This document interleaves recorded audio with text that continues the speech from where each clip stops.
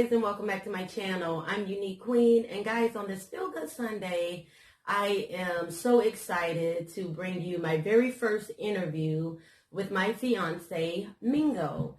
And I'm hoping this video will motivate you guys and actually not motivate, but inspire you guys after hearing his testimony.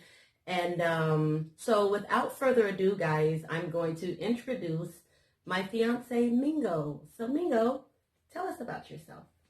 Hey everyone. All right, my name is Domingo. Everyone call me Mingo for short.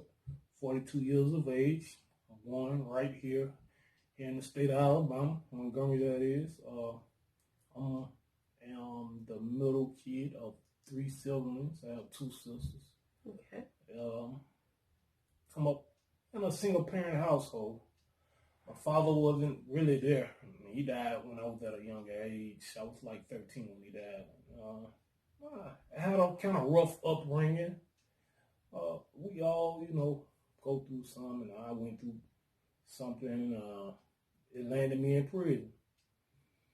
So it was, life experience. Okay. And also, I would like to ask you, how did being incarcerated for 12 years affect your mental health? All right. Now, during that time, it's rough. I know for the ones that haven't been there, you hear about things, and I like some of it's true, some of it might be over exaggerated, but it affects you really mentally, mostly when you're doing an extended amount of time.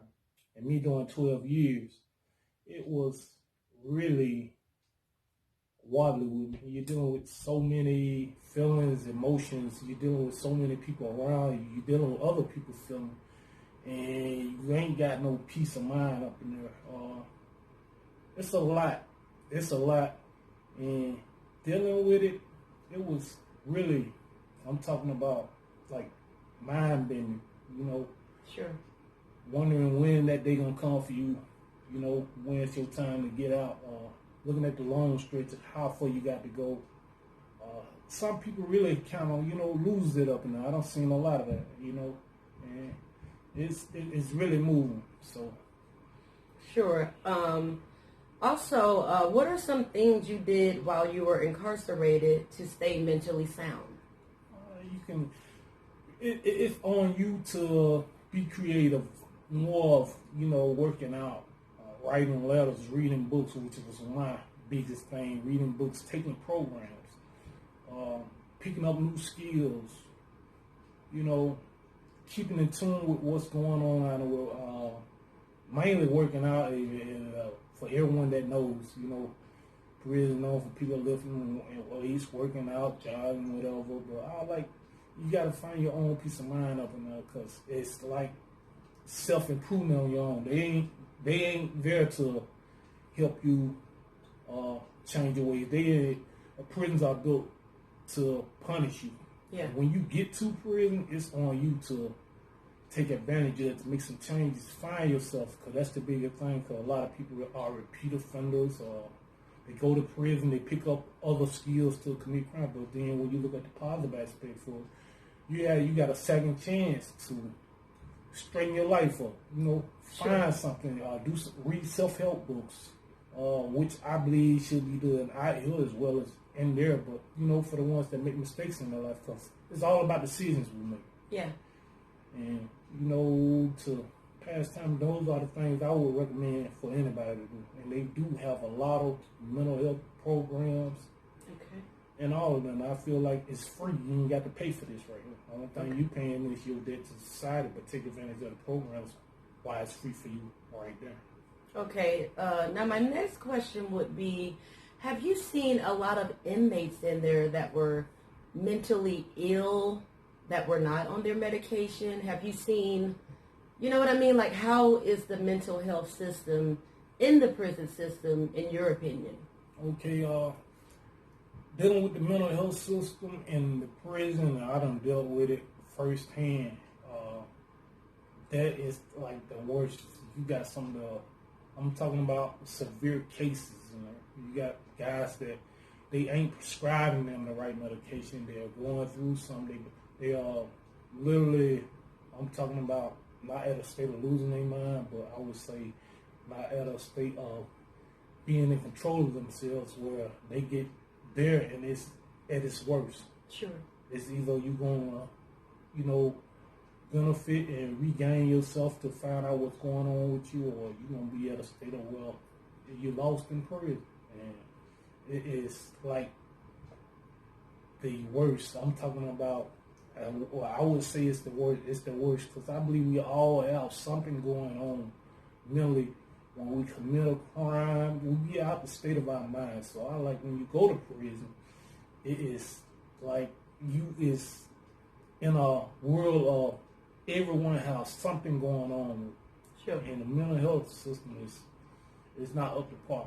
It's not up to par. Sure. In your opinion, they need to make a lot of changes. They need to make a lot of changes. They Sure. really do. I totally get that. Did you struggle with depression while you were incarcerated? Yes, I believe that's the breeding ground for depression. Yeah. It really is. I believe that is like the breeding ground for depression because your freedom is taken away from you. So it's like you limited what you do. You don't have control of yourself. Yeah. Everything is by a time period. You got to listen to the officials, or it's past daycare. So it's like they tell you when it's time for you to go to sleep. They tell you when it's time for you to get up. They put you out your dorm when you really don't want to be outside your dorm. I'm talking, they put you in the worst state of condition it is. And mentally, it's like a terror. Yeah. It's like a terror. You don't have no control of anything, and they addresses that to you in the utmost worst way. So I'm like, for you to make a decision for yourself, that's totally on call, and that's what they're there to do, to break you. But they don't rebuild you. So it's the worst is when depression. That I feel like that's the breeding ground for they got the ingredients for it. Yeah, I feel like that. Okay, so what did you do to pick yourself up when you struggled with depression? I'm sure there were times when you got down, being incarcerated for so long, and you were facing a life sentence. You know what I mean? And to have done 12 years on the life sentence, I can't imagine, I can't imagine. I probably would have fell apart, mentally. How did you stay, sane? Well, as y'all may know, where I'm from the state of Alabama, and they don't have the law of true life sentence. And my sentence really, I feel like, was extreme for the cases that because I haven't harmed anybody, so let me straighten that up. I don't have a physical victim or anything like that. But I had to put myself in the mind frame of, I do have a chance. I always look at, well, do this time here, and they're going to let you go. I went in with the mind frame, I need to make some changes in my life. And sure. That was my outlook. When I got the life sentence, I know I could either bury myself in prison or I can do something to get myself out of prison. Wow. And this state here, they give you an opportunity. So I took the opportunity. I took programs. I did self-help courses. I tutored GED.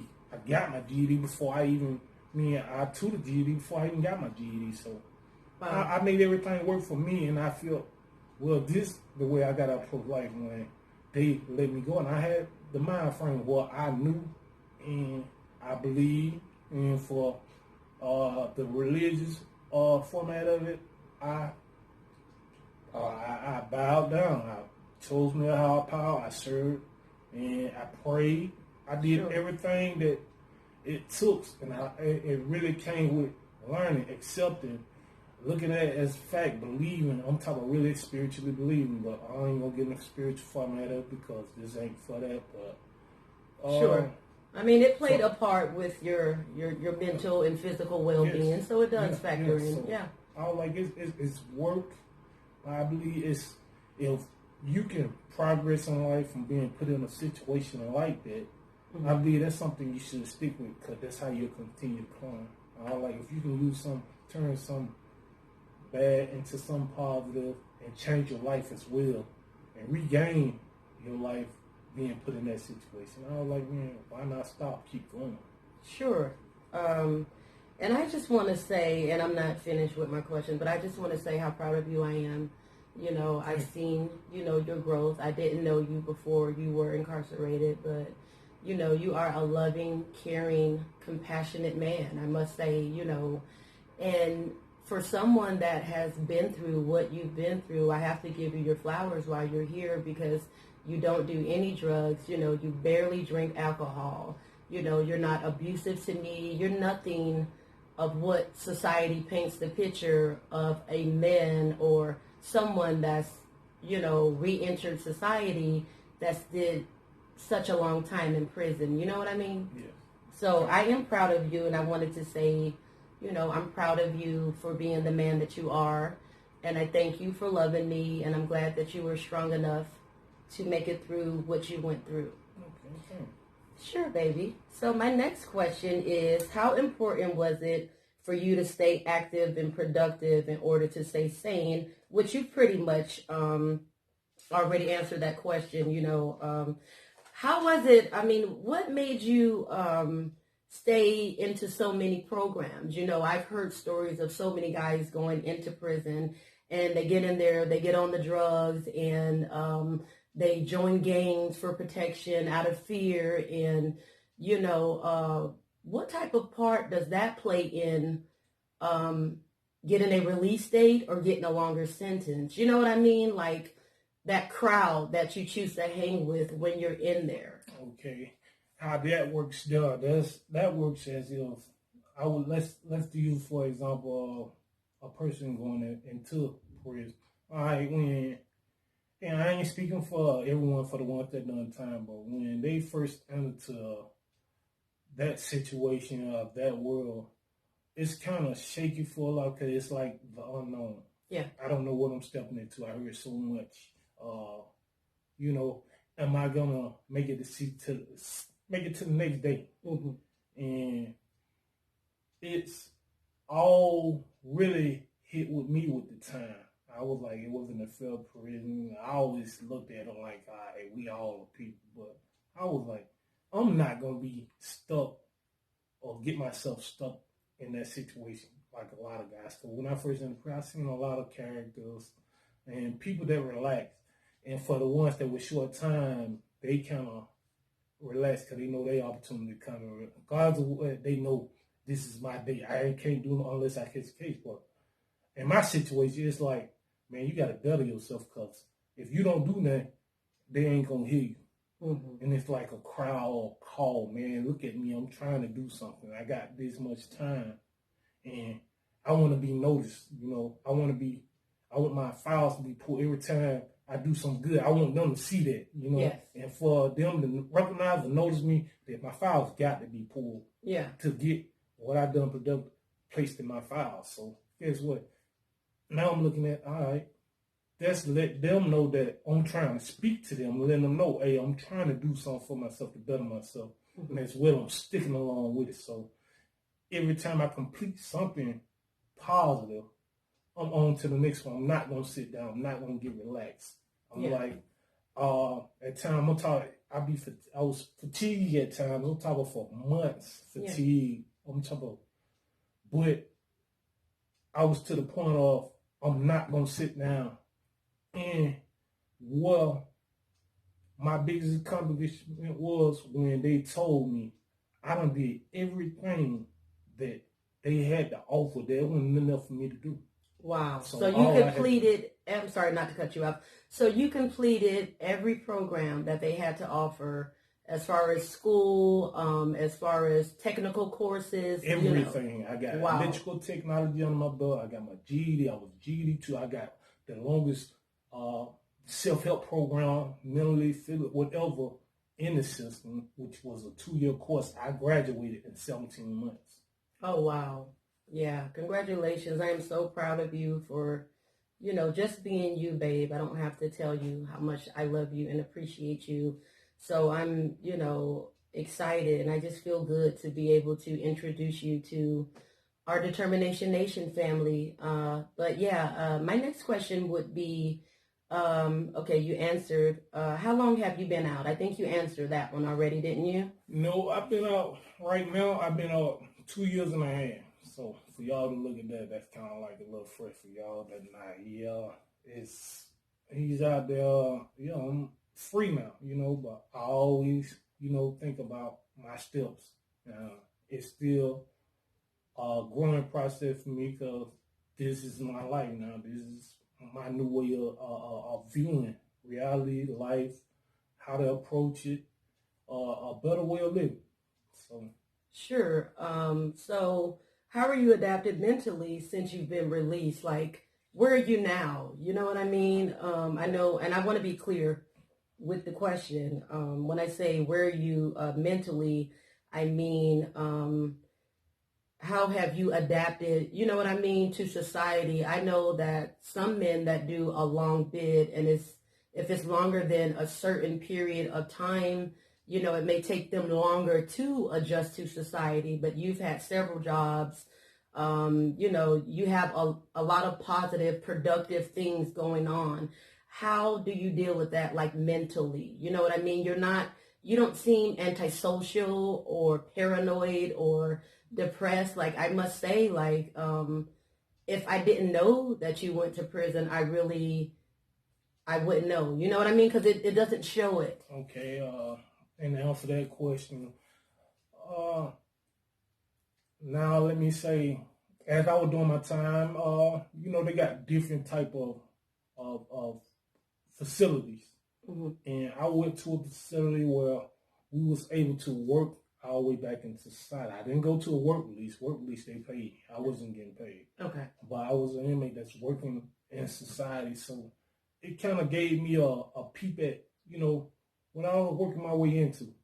And still, yet to say, it wasn't guaranteed that you would be released, mm-hmm. but it was a chance that you could.